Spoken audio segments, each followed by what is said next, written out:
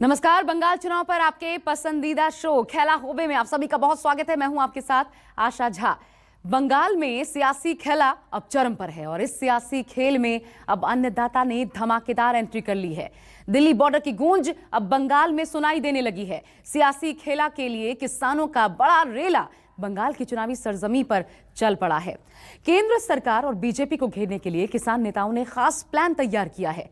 किसानों ने कौन सा प्लान तैयार किया है और वो कौन सा चुनावी चक्रव्यूह है जो बंगाल की सियासी पार्टियों के लिए परेशानी खड़ी करने वाला है। वोट पर चोट का सबसे बड़ा खेला क्या है, ये आपको जरूर जानना चाहिए। देखिए अन्नदाता का खेला होबे। हम तो यहाँ पे कहेंगे कि भाई बीजेपी को ना यहाँ पे वोट दो, किसी को दे लो। भाई वोट की चोट तो वहाँ देनी ही पड़ेगी ज्यादा जोर से।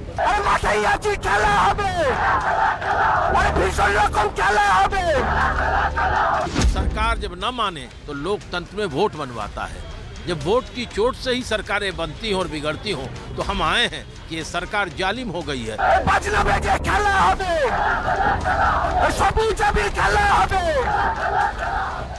कोई व्हील चेयर का खेल खेल रहा है, कोई जय श्री राम का सबसे बड़ा खिलाड़ी बनने के लिए बेताब है।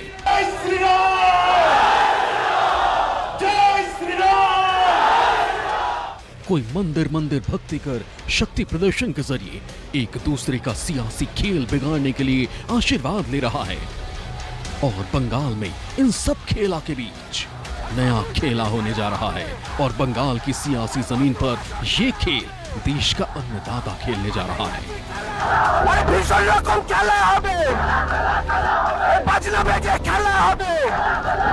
हमने सिर्फ हमारी टारगेट यही है कि एंटी बीजेपी नहीं जीतनी चाहिए। हम किसानों को, बंगाल के किसानों को जगाने के लिए आए हैं। आगे मोदी कॉर्पोरेट की गवर्नमेंट है, अडानी अंबानी की गवर्नमेंट है, इसको यहाँ हराना जरूरी है, इसलिए दिल्ली से यहाँ आए हम। इस खेल में अभी तक सिर्फ सियासी खिलाड़ी और सितारे ही एक दूसरे को साध रहे थे, लेकिन अब किसानों ने भी बंगाल की धरती पर हुंकार भर दी है।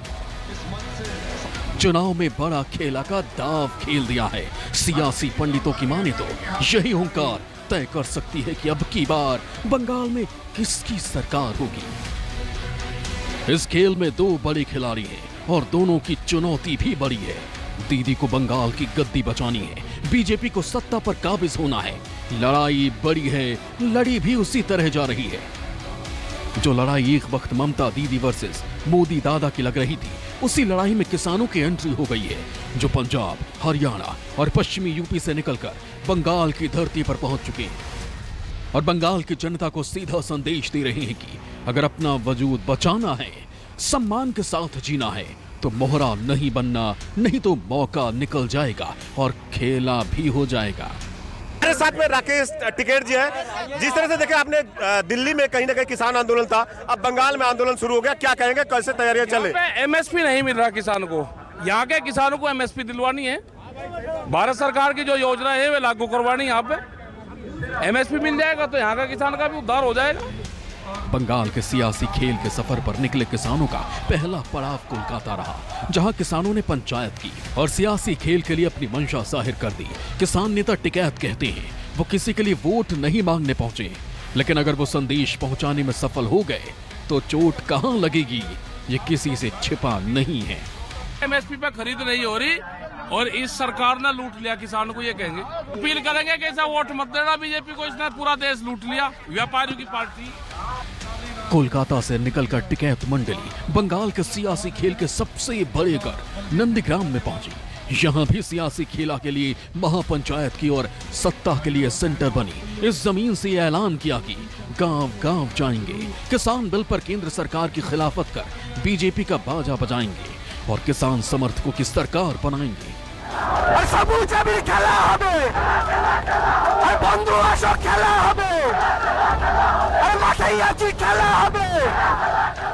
किसान आंदोलन का चेहरा बने योगेंद्र यादव भी बंगाल के सियासी खेला का खिलाड़ी बनने के लिए किसानों के बड़े जत्थे के साथ बंगाल की धरती पर पहुंचे। मेधा पाटेकर, हन्नान मुल्ला, बलबीर सिंह राजेवाल, अतुल कुमार अंजान, अभिक शाह, गुरनाम सिंह राजा राम सिंह, डॉक्टर सत्यनाम सिंह भी वो नाम हैं जो बंगाल के सियासी खेला की लिस्ट में शामिल हैं। योगेंद्र यादव ने खुलकर कहा कि बीजेपी से बंगाल को बचाने का खेल होना चाहिए और वो खेल वोट की चोट से होगा। लगातार जिस तरह से विरोध चल रहा था, किसानों ने कहीं ना कहीं आंदोलन की सेंचुरी दिल्ली की सरहद पे की। अब ये आंदोलन बंगाल में आ गया है। नंदीग्राम सबसे बड़ा मुद्दा है, क्योंकि देखिए ममता बनर्जी ने भी कहीं ना कहीं यही आंदोलन उठाई थी, किसानों के हितों की बात करके सत्ता में आई थी। ये आंदोलन अब बंगाल से शुरू हो गया। क्या क्या कार्यक्रम है आप लोगों का और किस तरह से आंदोलन यहाँ पे तेज गति से बढ़ाएंगे? ये आंदोलन 12 मार्च को शुरू हुआ, जिस दिन दांडी मार्च महात्मा गांधी ने शुरू किया था, और जिस तरह से नमक के माध्यम से उन्होंने पूरे देश में संदेश फैलाया था, उसी तरह से एक चिट्ठी के माध्यम से हम बंगाल के गांव-गांव में बस एक संदेश दे रहे हैं किसान को कि देश के किसान की इज्जत, उसकी पगड़ी आपके हाथ में है। आप उसे बचाइए और बचाने के लिए बस एक काम कीजिए, बीजेपी को सजा दीजिए, क्योंकि ये पार्टी है जिसने किसानों के विरुद्ध कानून बनाए, अहंकार से उन्हें वापस नहीं लिया, बल्कि किसानों को गालियां दी, उन्हें बदनाम किया और उन पे दमन किया। ऐसी पार्टी को सबक सिखाना जरूरी है। किसे वोट दें हमें कोई मतलब नहीं है, लेकिन बीजेपी को सजा दें, बस ये संदेश लेके हम आए हैं। आने वाले दिनों में तमाम सभाएं हैं, नंदीग्राम में है, आसनसोल में है, सिंगूर में है, कुलतली में है, जादवपुर यूनिवर्सिटी में है, और आने वाले दिनों में कई यात्राएं होंगी। पूरे बंगाल को कवर करेंगे, फिलहाल कलकत्ता के इर्द गिर्द। किसान किसका खेल बिगाड़ेंगे ये तो 2 मई के नतीजों के बाद पता चलेगा, लेकिन उससे पहले किसानों ने टीएमसी और बीजेपी दोनों को उनके लिए सोचने पर मजबूर जरूर कर दिया, क्योंकि इन पार्टियों के लिए किसानों को लेकर रणनीति और आंदोलन को लेकर अपने रुख को साफ जरूर करना होगा, नहीं तो बड़ा खेला हो सकता है।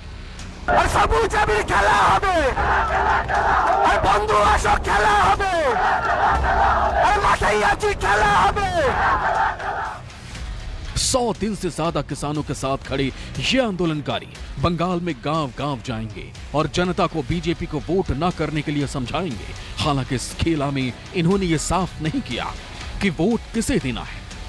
जब बीजेपी को हराना तो फिर आखिर किसको जिताना है? क्योंकि देखिए यहाँ पे टीएमसी पार्टी भी है और कांग्रेस और सीपीएम वामफ्रंट भी है, तो किसको इंडिविजुअल कि भाई नहीं इनको हराना है और इनको जिताना है? क्योंकि पश्चिम बंगाल में देखिए विधानसभा चुनाव, भले ही 5 राज्यों में चुनाव हो रहा हो, बंगाल ही आखिर क्यों? आप लोगों ने बंगाल को ही क्यों चुना? पहली बात, बंगाल को ही नहीं चुना।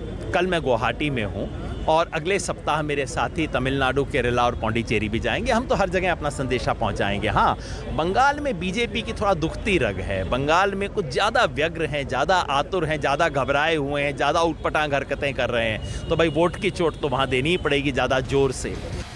वैसे तो बंगाल के खेला में किसान किसके खिलाफ है ये शीशे की तरह साफ है, लेकिन इस खेला का फायदा किसे होगा ये साफ नहीं, क्योंकि कहा जा रहा है कि किसानों का एक बड़ा धड़ा पर्दे के पीछे से लेफ्ट के लिए भी इस खेल की फील्डिंग लगा सकता है, और अगर किसान नेता बंगाल की जनता को समझाने में सफल हो गए तो इसे खेल में मुकाबला त्रिकोणीय हो सकता है। ममता को इसका सीधा नुकसान होगा, क्योंकि केंद्र द्वारा ममता पर भी किसानों की अनदेखी का आरोप लगते रहे हैं। देखिए, बंगाल का किसान का कोई समस्या नहीं है। यदि समस्या है हमारे यहाँ के किसान भाइयों का, तो एक ही समस्या है कि प्रधानमंत्री किसान सम्मान निधि का जो पैसा है वो उससे उनको वंचित रखा जा रहा है। और वंचित इसलिए रखा जा रहा है, उनका बैंक अकाउंट डिटेल यहाँ से नहीं जा रहा है। क्यों नहीं जा रहा है?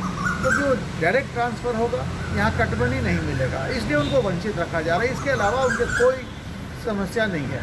इससे बंगाल का चुनाव प्रभावित नहीं होगा।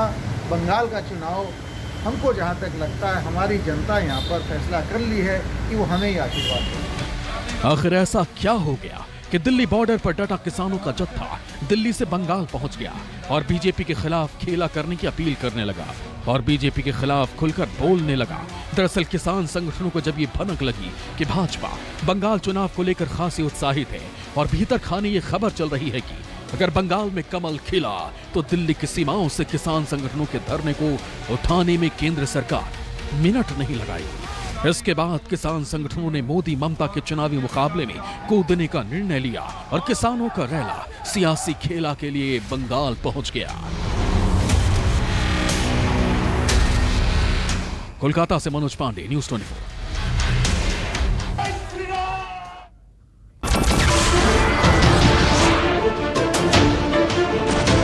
नमस्कार, मैं हूं मानक गुप्ता। अगर आपको हमारा ये वीडियो पसंद आया हो तो इसे लाइक और शेयर जरूर करें और हाँ, हमें सब्सक्राइब और फॉलो करना ना भूलें ताकि आप देश और दुनिया की कोई खबर मिस ना करें। तो जुड़े रहिए हमारे साथ और देखते रहिए न्यूज़ 24।